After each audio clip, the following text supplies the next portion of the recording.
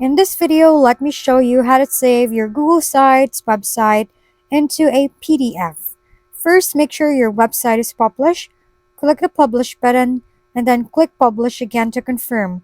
Once that's done, click the small arrow or Publish option button next to the Publish button and choose View Published Site. This will open your live site in a new browser tab. From here, you can save it as a PDF using your browser's built-in print feature. Click the three dots menu in the top right corner of your browser, then select Print. Alternatively, you can just press Ctrl plus P or Command plus P on Mac on your keyboard to bring up the print dialog box.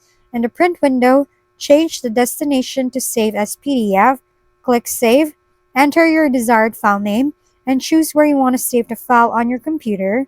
And that's it. Your Google Sites website is now saved as a PDF. Thanks for tuning in to How to Doctor.